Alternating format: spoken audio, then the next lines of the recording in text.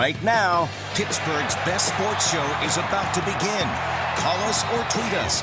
We've got things to talk about on the Nightly Sports Call. All right, thanks a lot, Ken. Bob Pompiani will be back on Friday. I'm Rich Walsh, filling in tonight. Give me a call tonight, 412-575-2600 on the Nightly Sports Call. My co-host tonight is Ron Cook, and we'll be talking about the Steelers. The Penguins lose their first preseason game at Penn State today, 4-3. Zach Aston-Reese scored the Pens' first goal. None of the regular stars, a lot of the regular stars did not play in tonight's game. Only Matta did.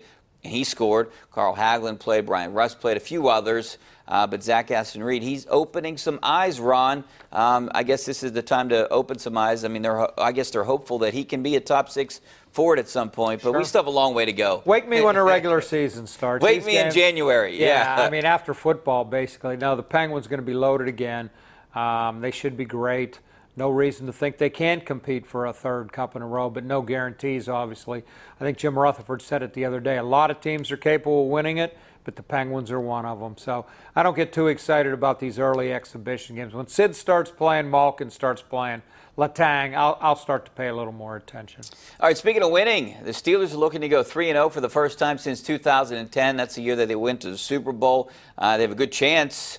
Just like last year, they had a good chance, and they were blown out by Philadelphia. This year, headed to Chicago. The offense hasn't been what we thought it was going to be. They've been struggling, but the defense has been carrying this team, and we're going to hear from Mike Tomlin what he said about James Harrison on KDKA-TV News at 11 o'clock. But, Ron, I mean, you were there. You heard Tomlin, and what do you think's happening? I mean, James Harrison not playing one snap, and he's supposed to be the backup.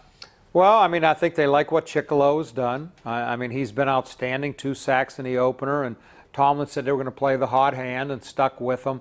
I also agreed with Tomlin when he said that he's not writing off James Harrison yet. At some point this year, they'll have to call on him, and he'll be ready. I tend to believe that. My eyes were open a little bit when he didn't get in at all. He only had 4 snaps against Cleveland, 0 against Minnesota. But I also think it's a great thing that the young guys might be playing better, because the young guys are the future, not James Harrison. Yeah, and the good thing is this is going to keep James Harrison relatively healthy when they need him. Maybe some of these younger guys aren't used to playing a full season, like T.J. Watt, and maybe this is the guy you can sub in there at the end. So well, maybe if things go well, they'll never need him. I mean, you're right. If Watt and Dupree play well, Chicolo is the backup. It looks like to me he's going to be the backup on either side. Outside linebacker, I don't know what that's going to leave for Harrison, but I learned a long time ago not to write off Harrison. I still think he's going to help them at some point this year. All right, we can't write off the offense, Ron, and you had a chance to talk to Ben Roethlisberger. You had him on your radio show today, 93.7 The Fan, the Ben Roethlisberger Show. You can hear it every Tuesday at 11 o'clock. Yep.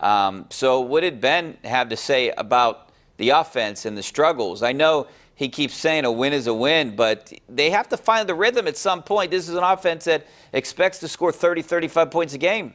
Well, I think he'd tell you, Rich, they scored 26, I mean, which is not that far from 30. Now, they had to have 4 field goals to do it. He likes what the receivers are doing. Le'Veon, he thinks, is getting better. Martavis was much more looking like himself in that game than he did in the first game. And I asked Ben, I said, how do you keep everybody healthy? And he goes, it's definitely an issue. He said, I think about that. And he goes, if the game's out of hand or something, I'll try to get somebody the ball. He goes, they all want the ball, but he goes, if they want to be mad at me and we're winning, I'm okay with it. Because Le'Veon wants the ball, Antonio wants the ball, Martavis wants the ball. They all want it. And there's only one ball out there. Well, this is the 3rd week for Le'Veon Bell, 3rd week of practice. I expect a little more out of him this week, especially against the Bears. I think his game will come maybe that Baltimore Ravens game, you know, the 4 full weeks of practice. I mean, he went from 13 touches, I think, against Cleveland to, what, 31 against 31 total against Minnesota. So they're getting him more and more and more involved. I'm writing about Juju Smith-Schuster in the PG tomorrow. How about that guy? He got 37 snaps the other day. Ben loves him. The coaches love him. The kid's coming on. He scored the touchdown. He's also the originator of that little casino thing. He's the one that came up with the idea. 20-year-old kid. He's feeling pretty comfortable, I think, with the Steelers.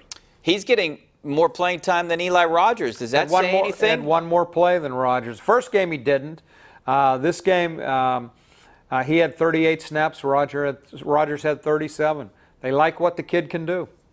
All right, we're going to take a break. We're going to come back with some phone calls, some tweets coming up next. Stay right there and give us a call. 412-575-2600 is the number. See you in a couple minutes.